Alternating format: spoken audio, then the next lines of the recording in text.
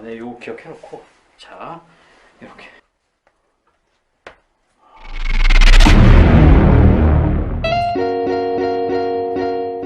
Hai geng, selamat datang kembali di channel Om Bigos. Channel yang pas banget buat kalian, para pencari asupan mata dan para pemburu serabi lempit. Gimana kabarnya? Yuk, sudahi nganggurmu dan nonton alur film bersama Om Bigos. Kali ini Om Bigos menyiapkan cerita dari film berjudul Delicious You Pass yang dilepas ke pasaran Korea serta dunia di tahun 2020. Film ini bercerita tentang dua orang cewek cantik dan seksi yang berebut kesempatan menjadi model ternama. Dua cewek ini pasti udah sering kalian lihat di channel Om nih. Nah, siapakah yang nanti akan dipilih dan keluar menjadi jawaranya? Sebelum menyaksikan kelanjutan kisahnya, Om ingetin lagi untuk tetap waspada karena banyak adegan cocok tanam dan pergenjotan duniawi yang gak bisa kalian hindari. Mata kalian berkata tidak, tapi jempol kalian mungkin gak bisa nolak. Oke? Buat kalian yang penasaran, rilekskan pinggul kalian, duduk santai dan Om putar dulu intronya.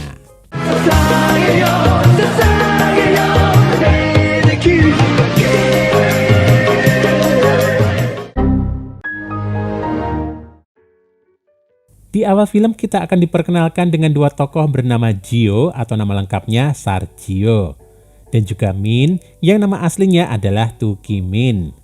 Mereka berdua nampak berjalan tergesa mendatangi perusahaan terkenal yang mengorbitkan model-model cantik dan seksi di kabupaten itu.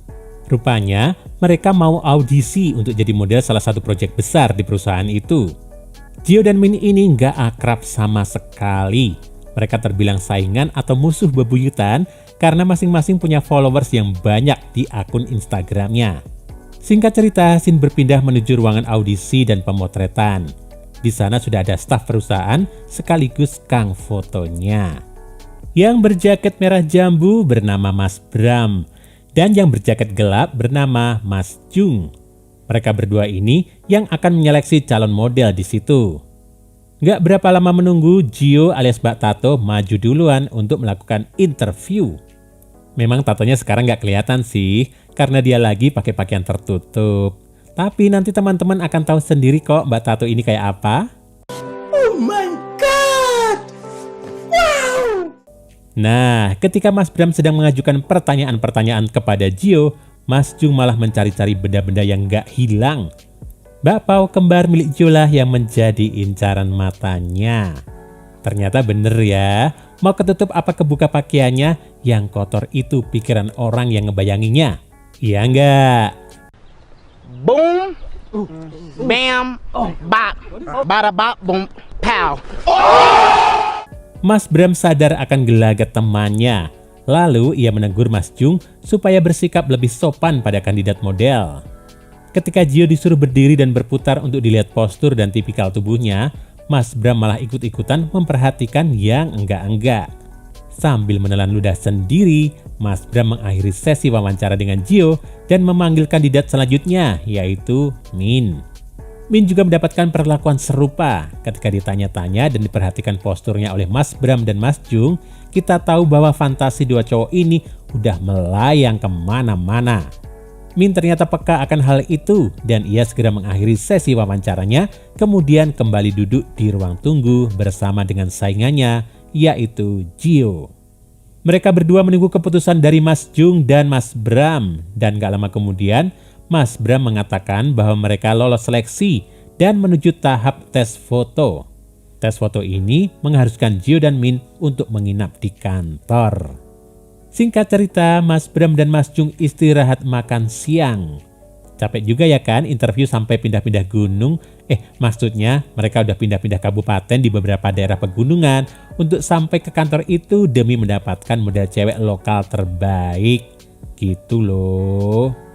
Malam harinya Mas Jung dan Mas Bram memberikan tutor privat pada masing-masing calon model. Mas Bram menuju kamar Jio dan melakukan sesi sharing dan curhat bersama dengan Jio.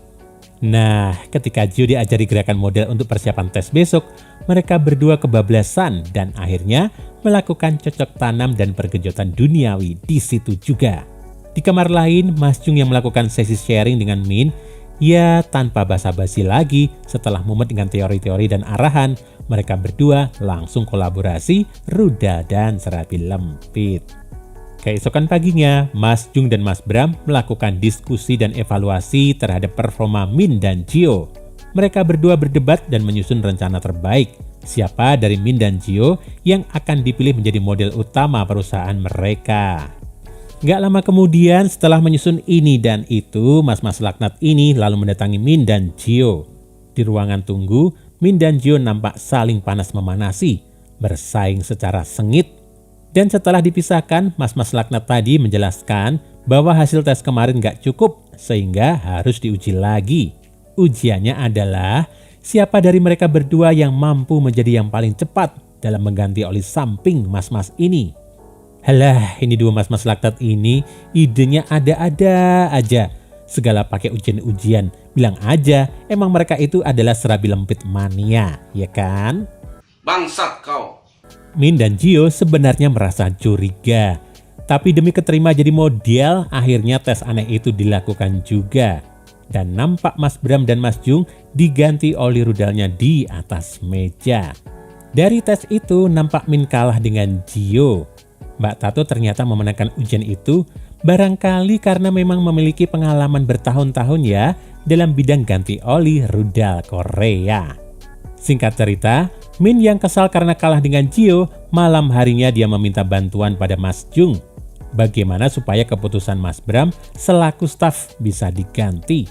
Benar sudah, malam itu juga Min mendapat ide menuju kamar Mas Bram dan langsung mapan di kasur ketika Mas Bram selesai mandi. Tanpa basa-basi, aksi cocok tanam pun terjadi.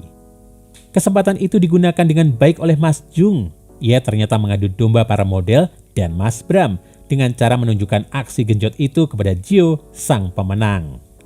Gio marah dan merasa diakali. Disitulah Mas Jung masuk dan memanfaatkan keadaan untuk mencicipi serabi lempit Mbak Tato. Akhirnya mereka berdua melakukan pergenjotan duniawi. Keesokan paginya setelah proses berpikir yang rumit dan panjang, kedua mas-mas laknat yang berperan sebagai staf itu lalu memanggil Min dan Gio untuk pengumuman akhir. Ketika hendak menyampaikan hasil tes dan keputusan perusahaan, datang seorang cewek cantik dan seksi lainnya dari balik pintu. Dia adalah Yuri. Yuri menanyakan pada mas-mas laknat itu apakah masih bisa tes karena dia baru sampai dari kabupaten gunung sebelah. Dengan kompak, mas-mas laknat mengatakan bahwa Yuri masih bisa tes untuk pencarian model itu. Aduh, katanya pengumuman. Dasar mas-mas laknat, otaknya serabi lempit aja nih.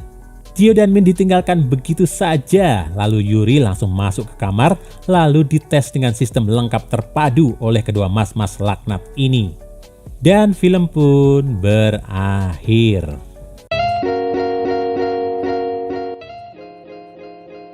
Nah, gengs, itu tadi alur cerita dari film Delicious You Pass.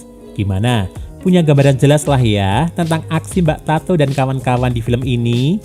Om Bigos melihat dinamika orang-orang ini sebagai gambaran kerasnya dunia. Ya tentu nggak semua gitu loh ya. Maksud Om, betapa sengitnya persaingan antar individu buat dapat prestis dan kesempatan punya uang banyak yang bisa-bisa menjadi ladang permainan kotor. Ada yang harus sampai memberi yang nggak harus diberi. Ada yang sampai memperalat orang lain. Wah, macam-macam deh.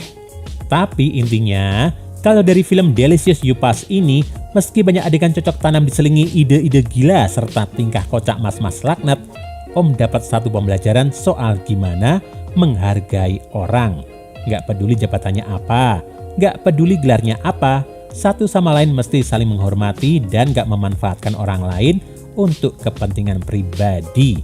Gitu sih gengs kalau Om. Hei, kalau kalian apa nih? Coba tulis di kolom komentar ya. Daripada rebutan first comment, mending sharing. Sharing soal film pakai kata kunci Mbak Tato juga boleh. Oke? Nah, itu tadi gengs alur film untuk hari ini. Bagi kalian yang ingin request film, silahkan tulis di kolom komentar ya. Jangan lupa klik subscribe dan nyalain lonceng notifikasimu untuk menikmati alur cerita film menarik lainnya. Sampai ketemu lagi di video selanjutnya.